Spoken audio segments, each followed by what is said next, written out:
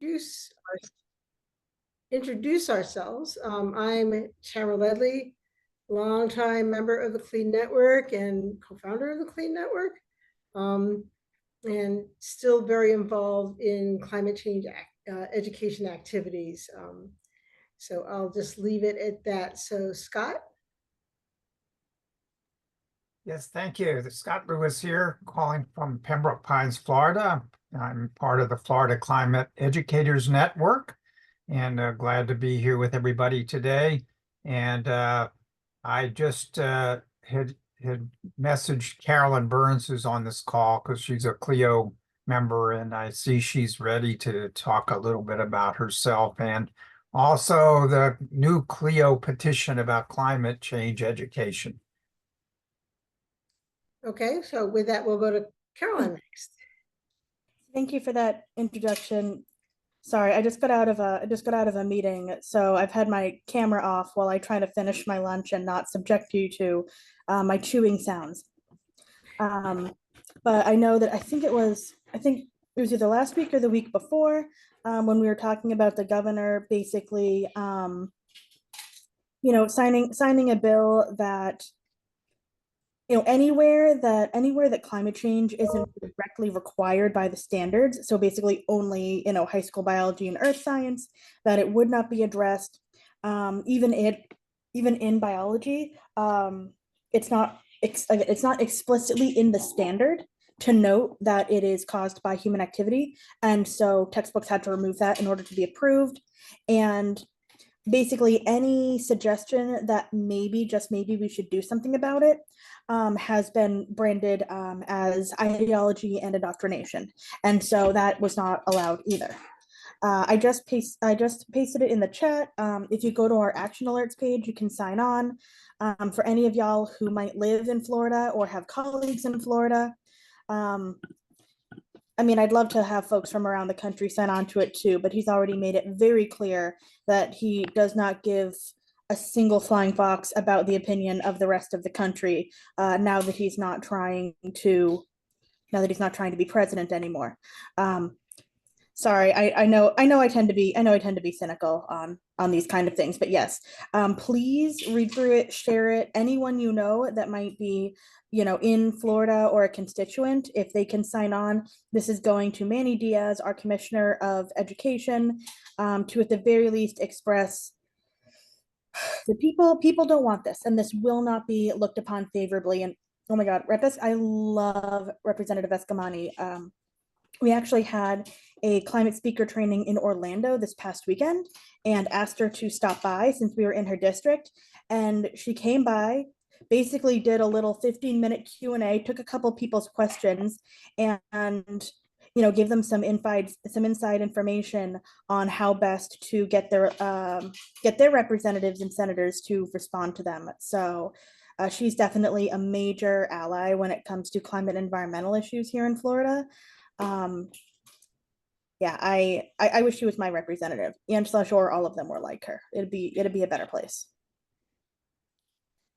Okay, thank you. Ingrid? Sure. So I work in non-formal climate change education at the Paleontological Research Institution. We have a natural history museum and a nature center, and I teach at both of those, as well as making online content. And I don't know, Carolyn, I feel terrible for you. It just sounds so hard. I don't know what to say, but do what I can to help. Okay, thank you. Cass? Hey, thank you all. I did post a little intro in the chat, but I'll go over it again. I'm Cass Miller, she, her, hers pronouns. I am with Action for the Climate Emergency. I support our Climate Our Future work by providing educator resources that are completely free. Clean has endorsed or utilized some of them for their website. I also live in Tampa, Florida, a place that's particularly impacted by climate change, along with some folks on this call. And I'm interested today, since it's an open discussion, talking about what educators need as far as campaigns go, because we're seeing we're seeing some interesting stuff right now. And I know it's an introduction, but I want to kind of table this, but bring your attention to it, where in Florida and Texas, there's like a lot of conversation locally in municipalities and education systems about like removing climate change information. And then we're seeing in Chicago, to give some hope, the teachers union there has added like climate change, like education, as well as like sustainability measures into their bargaining. So they're trying to bargain, like the union is trying to bargain and include ways that young people will be able to take skills away to help the planet. So we're trying to figure out how to highlight that, and also talk about the juxtaposition and how we can support our educators nationally who are facing this. Okay, thank you. Rachel? Hi, good afternoon here on the East Coast. We are well represented here in Florida. I'm in West Palm Beach. And of course, I've been following a lot of this stuff very closely that's been happening politically. So a couple things I did want to say about that. Be careful not to be too alarmist. I mean, believe me, like this is alarming news. But from what I can tell, the only thing that DeSantis has actually signed is a certain language within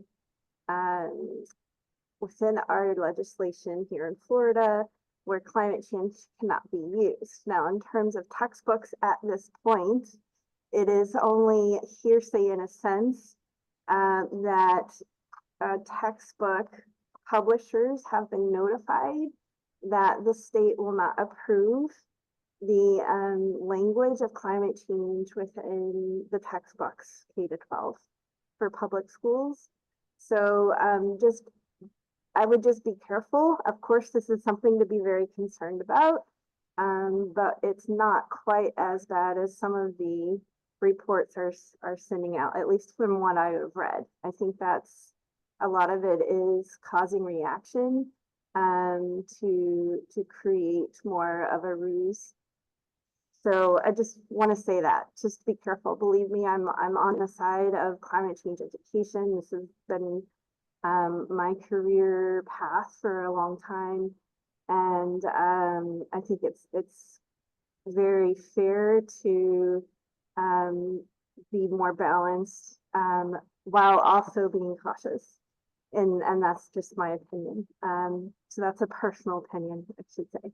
So I do represent Florida Atlantic University at the Pine Dog Environmental Education Center, and I am currently the Climate Ready program leader here at Pine Dog Environmental Education. Thanks. Okay, thank you. Let's see. Pete, we're introducing ourselves to each other. So would you like to go next? You're muted. Can you hear me? Yes. Great. Thank you so much. My name is Pete Suchman. I'm a retired science teacher. I taught earth science and science research for 40 years on Long Island here. I'm working on a book, a field guide for environmental activism for high school students. And I'm working with Transition Town here on Long Island in Port Washington, and with All Our Energy and with a few other groups. I'm interested in anything. I'm sorry I can't stay today. I have to run to a doctor's appointment, but I'll put my contact info in the chat. If there's anything really useful for me for my book, I would appreciate any input from all of these experts that meet. Thank you so much. Okay, thank you. So Dave, we were just introducing ourselves to each other and you just joined. Would you like to go next? Well, I'm Dave Finnegan, and I'm the author of the Green Actioneers Family Action Guide, which is a 266-page book for elementary school kids. And because I live in Florida, it doesn't mention climate change, global warming or sea level rise. So it'll work in Florida schools even. And the idea is that we hold family night that's like Scholastic Books book fair, but with only one book. The families come in, they go through the book together, they decide on the things they're going to do, and then they get to put Post-it notes up on the wall in the hallway to show the things that they're doing and the actions that they take. And eventually we'll quantify that so that we'll see how well the school is doing and how well each family is doing. So it's a brand new program. It's hopefully going to start this fall. And I've been working on it for many years. The idea is we call it scouting for the 21st century. It's what families can do in order to go green. Even in Florida. Okay, thank you. So Gina. Hi, good to see you all. I'm Gina. I'm the program coordinator for Clean. So doing these calls every week. And one thing I mentioned briefly last week, but we'll mention again, we just had our Clean review camp and we reviewed about 100 resources and about 60 of them passed review. So we're going to be adding all of those to the Clean collection this summer. And so we'll be just around 1,000 resources in our Clean collection now, which is very exciting to be hitting that number. And then another thing that I wanted to mention is just actually just an apology because I messed up. I switched the dates in my email announcement this morning about the topic. So next week we'll have Lynn Pinder and some of her colleagues from Baltimore talking about the youth offshore wind energy program that they have. And this week, Tamara is being generous enough to join us during her conference. And I think that the topic she suggested to talk about AI is super important and not something that we have even touched yet with Clean. And I would also at some point like to just take a minute to talk about the AGU session that the AGU sessions that Clean is sponsoring because the abstracts are due at the end of the month. So I will I know we just had a couple more people join, but so I'll stop talking and let them go to introduce themselves. But that's just like a apology and overview for today, just to clear things up a little bit because my emails were confusing. So sorry about that. Thanks, Gina. So Wendy, you joined since we were introducing ourselves. So you want to go next? Yeah, sorry about that. I had a meeting run late. I'm Wendy Johnson, Science Education Specialist with the National Center for Science Education. Don't really have any new news to share. Okay, great. So I thought, Gina, we'd have you talk about AGU first, and then I would go into the discussion about AI and how I'm using it, and can have a further broader discussion about it. That sounds perfect. I'm not going to be able to talk and look up the links at the same time, so I'll get the links after I'm done speaking and put them in the chat. But basically, I'm sure most of you are familiar with this, but AGU is the American Geophysical Union. So they have their annual fall meeting every December. And many Clean members go. There is a virtual option and in-person option as well. The in-person is in DC this year. And Clean, unfortunately, there's not really a conference or scientific society that's dedicated to climate and energy education. So we try to have a presence at some of these larger conferences, and AGU is one that Tamara in particular and some other Clean members have been going to for years. So Clean really tries to have a presence in the education section at AGU. And at this point, we have 3 different sessions that are available for people to join at AGU. I'll put the links to these in the chat, but there is a gamification session about simulations and education through games that I am co-convening with Rachel, who's on the call, and Emily Snowd-Brenneman, who's not here, but is part of the UCAR NCAR group. And she's a longstanding member of the network as well. So if you are someone who has any interest in or has done work on games and simulations as a means of carrying out climate education, I would suggest submitting an abstract to that session. I've already had some conversations with people who are kind of like coming out of the woodwork for that session, which is fantastic. I kind of didn't realize before this that so many people were involved in that aspect of climate education. So that's really cool, and one that I'm honestly very excited about. In addition to that, Clean is hosting a climate mental health focused session. My colleague, Alicia Christensen, who isn't usually able to join these calls, she's hosting that with some climate mental health network folks. And so if you have any work or interest in social emotional learning, resilience, inspiring hope, climate action, anything related to climate change and mental health, that would be the session for you as well. I'm not a convener on that session, but again, my colleague Alicia Christensen is, and she created the climate mental health guide that is on the Clean website. That's really, really fantastic and very thorough. So she's a great person to connect with if you have any interest in that topic. And then the final one that I'll mention is the just climate education initiatives session that we usually host annually at AGU. It's just a poster session. So that's kind of the catch-all if you don't fall into either of the other specialized topics. This is just a general climate education session. Again, it is poster only, but if you just want to get your work out there in general, that would be the one that I would recommend looking for. I am going to I'm going to send out an email to the Clean listserv this afternoon outlining all of these. And again, I'll put the links in the chat, so don't feel like you need to scramble for information. I will definitely write it out for everyone. But the abstract deadline is July 31st. So you have just about 15 days here, about 2 weeks to submit an abstract.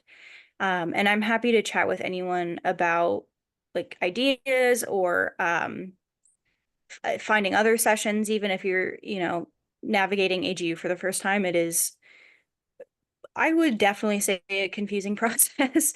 It can be really overwhelming to dig into it. So I'm happy to chat with anyone that has any questions about it. And I would just be curious to hear from folks today if anyone is planning on attending, or if there are other sessions that you are hosting that I'm not aware of. Maybe we can have just like a quick discussion now about folks' other involvement that I didn't just mention now. What are the dates again? For the abstract deadline or for the conference? For the conference, actually, but yes, I everything I do is gamified, so I really want to get in on the gamification. So the abstract deadline is July 31st. The conference itself is the second week of December. I don't remember off the top of my head. December 9th through 13th this year. And like I said, it's in DC if you go in person, and it's virtual if you want it to be. So I've always thought I wasn't really sure how the poster session that we're planning, the Climate Education Initiatives poster session, that's just going to be physical, correct? No, there actually is a online portion of that. If you are not going in person but still want to do a poster, they have an online poster platform. They've used iPoster the past couple of years. I Mhm. don't know if they'll be using that again this year, but you can still submit a poster if you are not going in person. But, well, how, did anybody experience the poster sessions virtually last year? I mean, I know the poster sessions in person really work well because everybody Mhm. that's involved in climate change education is kind of standing around there chatting with each other, networking with each other. I'm not quite sure how the virtual aspect of it works and to what benefit does that have? Mm. Anybody who's tried that? I'm not going to be able to physically go. I do have a conflict. I actually have two conflicts with that during that week.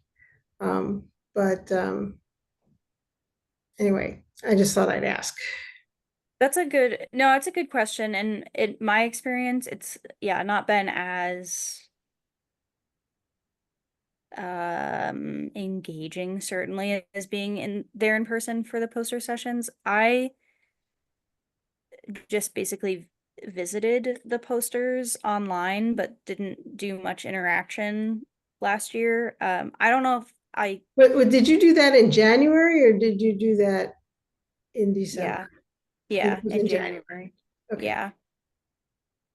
It's very odd that they have it separated Yeah, from, I didn't I understand. don't understand that. Yeah. Okay. I probably will not submit a separate abstract for this work that I'm doing. Yeah.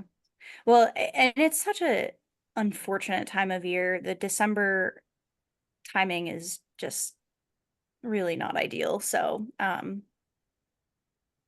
I'm sure a lot of people are, I know people have struggled with that timing, and I'm sure a lot of people again this year will not be able Yeah. to go because of, Wednesday of that week is the final exam block for my class. So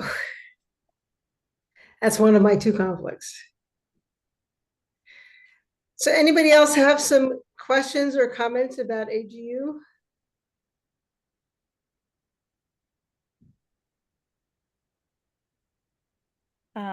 I'll just say too, one thing I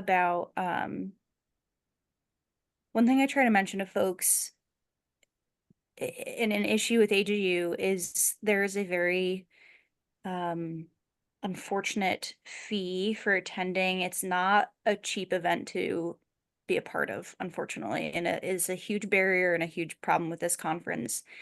However, my team has a little workaround with that where if you can get a letter from um, the school that you are affiliated with, then you can get a $50 registration fee for if you are named as an educator, basically. You just have to get a letter and submit that to AGU. So we get a letter from University of Colorado saying that we work as K-12 educators.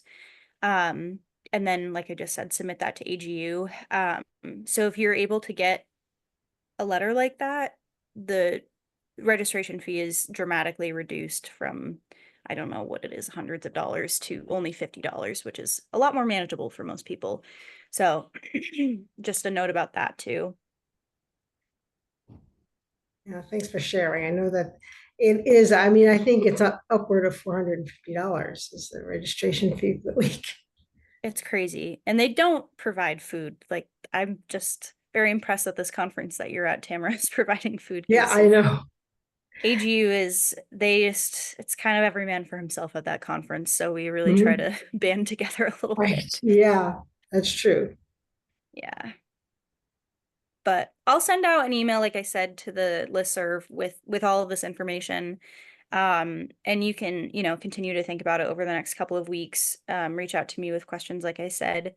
But that's kind of the AGU overview for this year. Okay, thank you very much, Gina. So I want to go into this conversation about AI. I don't know how many of you have considered using AI or if you teach classes with it.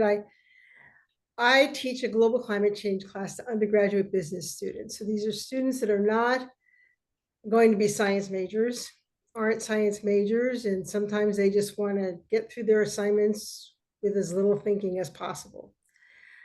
I structure my class to try to help them see the relevance of understanding climate change in the context of making decisions in their business careers. So there's a semester-long project, and I won't go into the details of the project, but students have, when they have to write a paper, they possibly will use AI to just write it. Now, I don't know if you've tried using AI, but you can sometimes tell if something is AI because it's very flowery language. And my criteria is, do the students tell me anything more now than they could have when they started the class? And so that's one way of distinguishing it, but you can't really prove it. But the other thing that I've learned over the past few months is that businesses and companies are wanting to have new employees who have the skills to use AI effectively, not quote to cheat but to help generate ideas and help formulate thoughts as a collaborative tool. And so I've been thinking about how to integrate this into my students working on their papers. So some examples of you can use AI to, you can tell AI, write 5 multiple choice questions about the greenhouse effect. Now, when I did that, one of them came out reasonable and the other 4 didn't make any sense. So one skill that students need to develop is how to be able to distinguish when the AI is not really providing accurate information and to correct it. So in that process, they learn the science better. And so that's what I'm trying to think through, is how to actually get them to actually use it effectively. And so what they'll have to do is they'll have to submit both the AI produced text and their corrections of the AI produced text. And some of the things that, I mean, some people say AI hallucinates. Well, I had a situation, well, there's 2 situations now. I actually heard from talking to one of the teachers here at the Noise Summit. Her husband was interested in art. You can have AI produce artworks. And her husband had obviously asked AI to show him pictures of from in the style of a particular artist, and the pictures came up, and one of them were they on first glance looked almost identical, but one was the original picture, and one was an AI produced picture in which, if you look closely, the woman in the picture has 3 arms. So there's little errors here and there. Another one, which was in my husband's class, he teaches biotechnology, and he had a student submit. Now, this is a good student, but this particular assignment, the student submitted the paper and 2 of the references, and you can tell AI to put in references. 2 of the references were a conflation of 2 papers that came out of my husband's lab. So it mixed up the authors, and it mixed up the words of the title, so that the actual paper that it said didn't exist, but the names, titles were 2 separate papers that it had conflated. So that's the way he actually caught that the student had done that. So students are going to use it, and companies are wanting their employees to be able to use it effectively. So I am going to be trying this, and I was just thought we could have a discussion about what others, if anybody else has thought about this process, how you might go about it. I've thought about having the students start out trying it, not even talking about climate change, but having them ask AI to produce 200 words about X, which X is something that they know about in detail, so that they can actually see what the errors are, or whether it just gives a superficial explanation of whatever X is, so that they can get a sense of what the limitations and the capabilities are of AI. Anybody have any thoughts or any, Scott? Yeah, thank you. No, thanks for those examples as well. I'm glad you're struggling with this issue because it's going to put us all through some thinking about this. I actually have two kind of areas that I've been thinking about with AI and climate education. One of them is sort of my own experiments with sort of doing work with, AI work like Chat GPT or some of these, I even got one now on Microsoft. I'm sure many people may actually have that pilot on their own computers now. But just asking it, hey, if I'm a teacher, give me a lesson plan for 6 weeks on climate education, and just to see what would develop, what it would churn out. And actually, it can produce these kinds of things through AI as sort of as a teacher. You can ask that AI to actually create some lesson plans. Again, I think like you're finding is you have to look at those things and see, is this thing hallucinating? Is it one? Exactly. What's the quality of the product? But actually, it turns out some of the lessons were not bad. So it's worth, thinking through sort of as I'm an education professional, what can I use it for in my own work in climate education is sort of one area. The other is you're bringing up, which kind of intrigues me, as well as sort of this area. Well, if you're where in the field, where in the work on climate science are people using AI now to actually solve real problems? And you're sort of laying out, you've got these business majors that you're working with, and I'm thinking, well, what are some areas in business that people are going to be using AI in the world of climate change? I don't know what that might be, frankly, but Well, because I mean, they might have to use AI in other contexts in the company, not necessarily just for climate change, but to right, have the okay, so you're broader, capability to yeah, be critical of what AI produces, right, that you turn around and make it better and more accurate. And like I said, right, climate yeah, change in this particular case, climate change is a subject in which you can then experiment with AI. right, okay, yeah, that's fair enough. I mean, one area that I was thinking of when you're looking for particular examples, I know there's some folks in Broward County here in Florida that are going to show us some work that they've done probably in a few weeks, is sort of saying, okay, well, using AI to identify tree canopy is a climate justice issue across the county, comparing areas that have more wealth versus those that don't. So you can, do some learning training with computers. I don't know if this really is AI per se, but you can do some deep learning training with GIS systems to identify areas that have canopy and versus that don't, and then do some comparisons that way. So there are some interesting problems that I would think, just sort of, Gina, if there's some kind of catalog of climate problems that people are actually just launching into now with respect to using AI, I think students would be excited about sort of saying, hey, there's a new area out here with AI. The scientists themselves are just playing around with this stuff to try to see what works and what doesn't. I mean, it's an exciting, maybe it's a time to sort of see if students can contribute in some ways, learning this technology to help in problems in their community that scientists Yeah, are doing.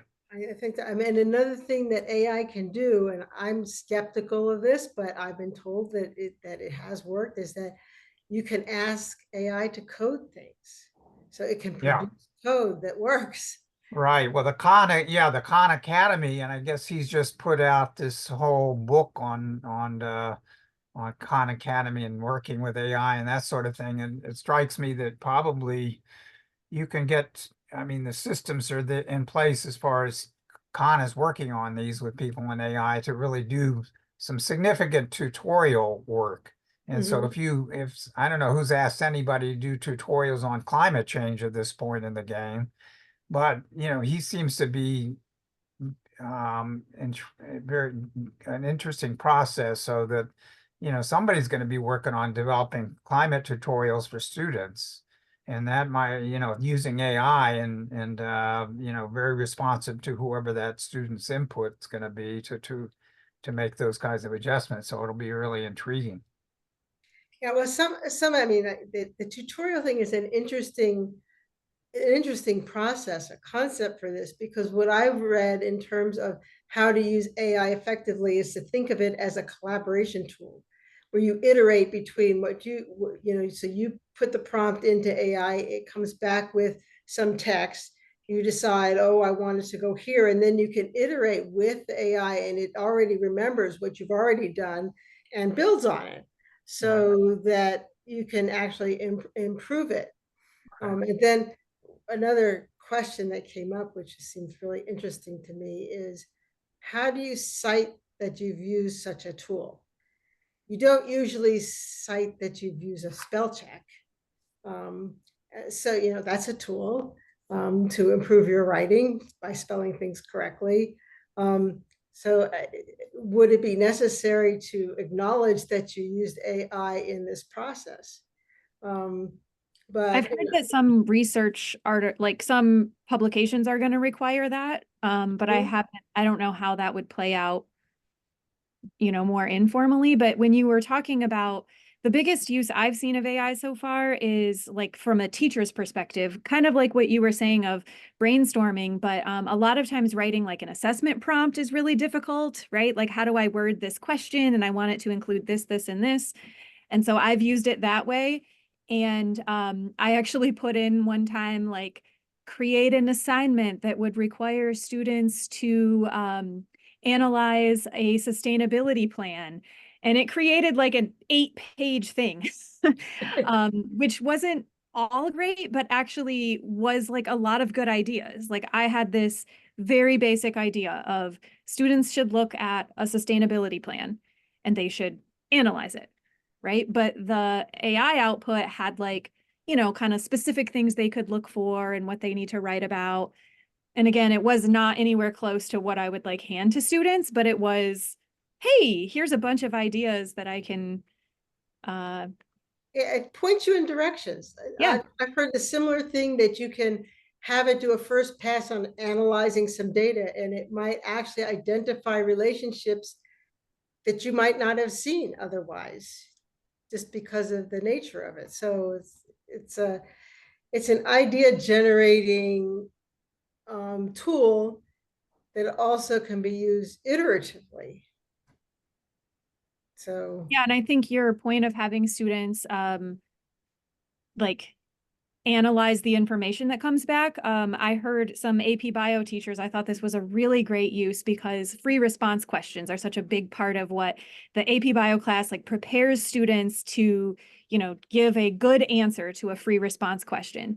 And if you ask that same question to AI, you get pretty bad responses, not necessarily wrong, but like very vague in general. And so having students do that and then like use the rubric to analyze the AI response, I haven't taught AP Bio in a while, but I wish that I had that when I was doing it because we would often grade each other's responses or I would write kind of these not great ones, right? And I thought that was such a great way that students would see, the limitations and see that what AI gives me isn't necessarily correct for one, but a lot of times it is correct, but very, vague, and it doesn't really know how to construct a really good response according to a, AP rubric. So I think that a lot of it's not completely unfounded that like students are going to cheat. That's true, but it's like we have to be making them think and analyze more. If we are just asking them simple questions that they can get a good answer from AI, then that's probably because our questions are bad. Right. Ingrid? You're muted. Sorry, yeah, I was just having trouble. I'm having some IT issues and my sound was cutting out, but Tamara, I thought I heard you mention coding. Yeah. And so I'll give you an example, where I used AI for some coding. I was trying to develop a web application to visualize some snowfall data from my county. And I decided to try to write it in a language that I didn't know, Google Apps Script. So I was sort of learning that language. And then I thought as I was learning it, why don't I try to just put in some things into ChatGPT and see if it can write pieces of this code for me. And it did, and I would say it was mixed results, like some pieces, some parts worked and others didn't, and it was calling functions that didn't even seem to exist. So, you know, I would sort of recommend trying that if you have a simple coding task. Did it provide you with ideas, or was it really more you're having to dig through and figure out what worked and didn't from what it provided? It actually provided me with code that then I would run, and then I would see there were certain parts of it that didn't work. Someone told me later when I was telling them about this experience that what you can do with ChatGPT is write some code, or even have it write some code, and then if it doesn't work, stick it back in and say, correct this code for me. Yeah. Which I didn't No, try, but I think that's really interesting, because I have done similar things with language. So for instance, I sometimes create YouTube videos, and it's important to have a good thumbnail and a good title. So but sometimes it's hard to do those things. So maybe I'll start out with a descriptive title that describes the content of my video, but it's kind of a boring title. And I'll put it in ChatGPT and say, suggest some, more catchy titles.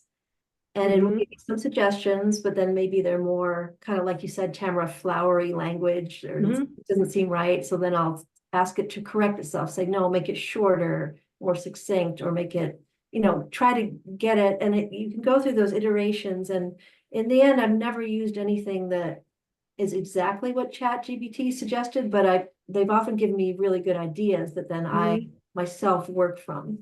So that assistive capability with languages can be useful. Another thing that might be useful is to have AI. So you have an activity at the middle school level and you want it for elementary. You could tell ChatGPT, write this for a third grader. And they'll change it, or and I saw examples where they say, describe the greenhouse effect in Old English terms. And so like it would sound like Shakespeare. so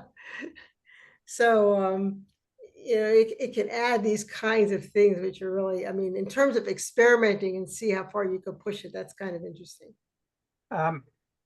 Just a comment. I think Ingrid, the process that you described of how you went through the code and made some changes, or how you were working with that.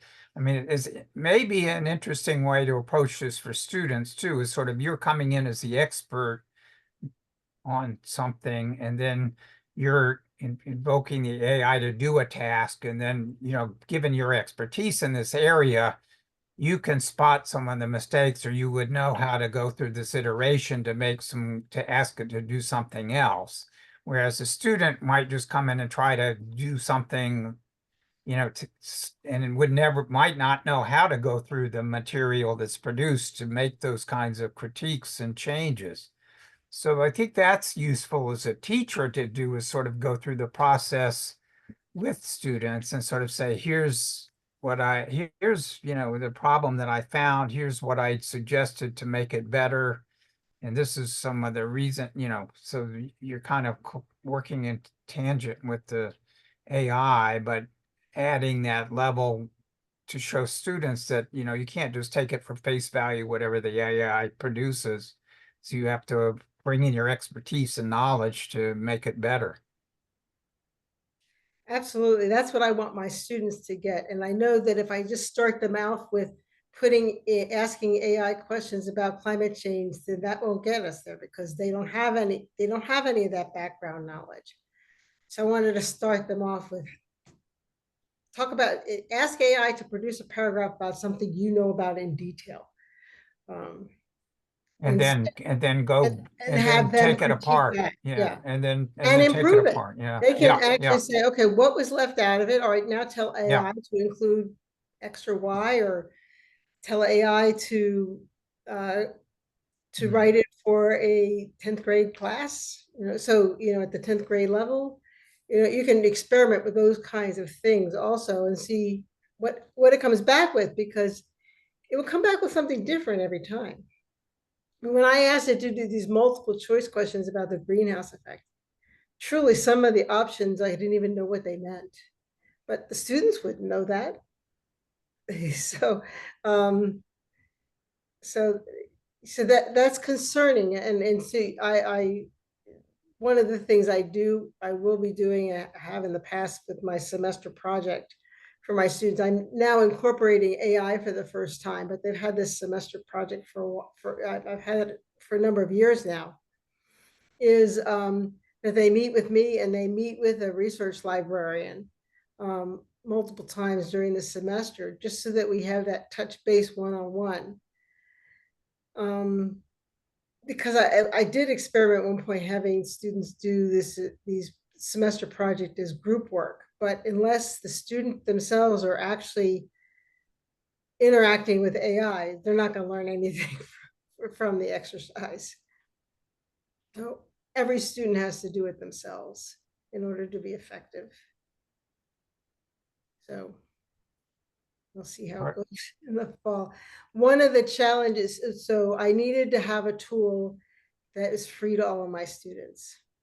And Microsoft has Copilot, which I gather is free to the students. But when I was trying to use it, the technology people at the university, one of the things you can do is you can take an article and say, write a summary of this article.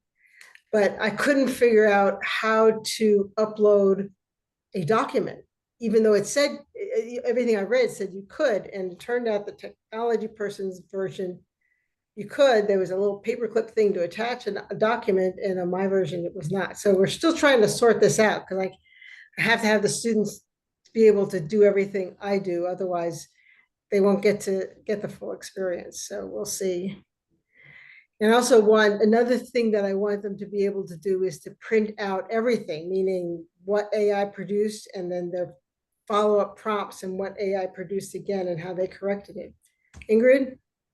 Yeah, I just had another thought about a use of AI and maybe something that's troubled me. So I really love, in teaching, I love analogies. And there's some people like Richard Alley, who is just a master of analogies to explain climate science and things about energy.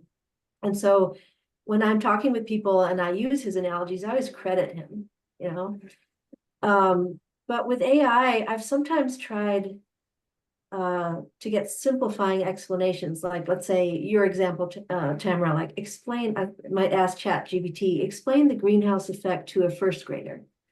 And what you'll come up is, it's often quite good and interesting, and often they use analogies because they're really powerful. But then I sort of think, well, where did that analogy come from? Like, is AI pulling it from some content on the web?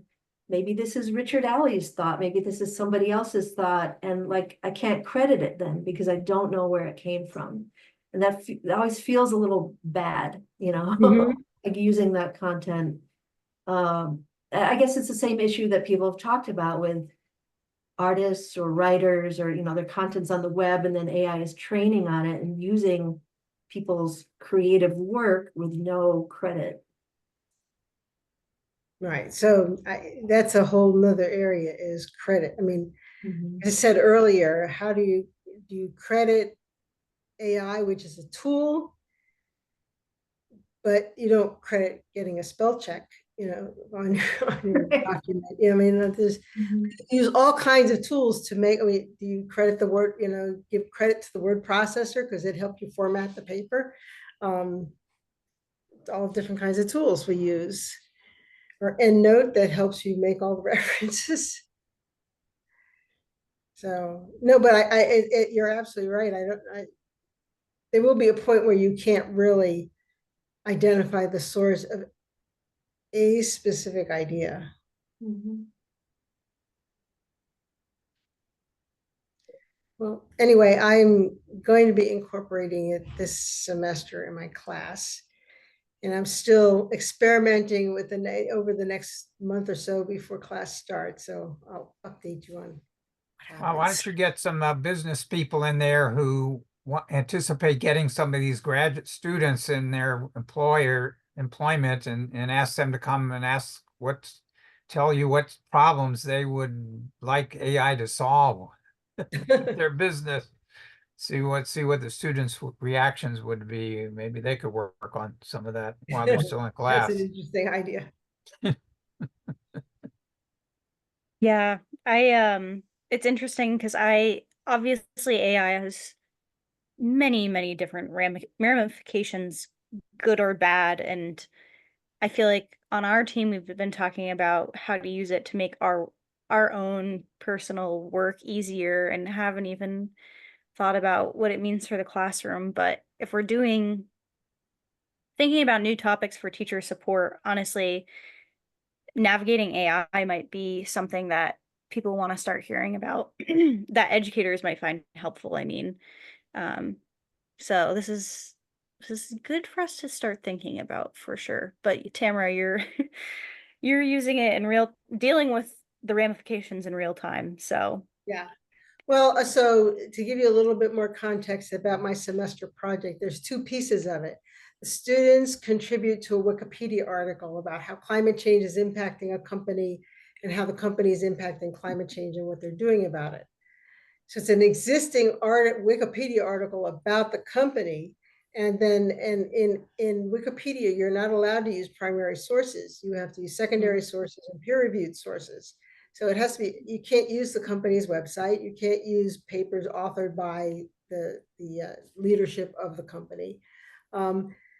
But the students tend to not get to the nitty gritty. What is the company actually doing? And I'm actually at this point never asking them to be comprehensive. Can you tell me one or two things that the company's not that they have a goal of being climate neutral by 20 or carbon neutral by 2050. That's an aspiration. That's not, it's what are they doing to actually get there? What have they done in the last year? And what has the progress been made? Has it changed their carbon footprint or not? And so there's no opinions allowed in a Wikipedia article. And then they do a final paper in which now that they are released from that rule of no opinions and you can use the company's website and to go and to sort of take on that role of I'm now the CEO of the company and what is it that I would have the company do. And in order to see how the project impacts students, I do a pre and post survey of the class, looking at how the students' attitudes about how important it is for companies to include climate change in their short-term decision-making, meaning day-to-day, their midterm, meaning year-to-year, and their long-term strategy. And that changes dramatically pre and post. What's interesting is that post, the long-term strategy was high on the pre and the post, but it was the midterm and short-term strategies that started to swing all the way up to being very important after doing this project.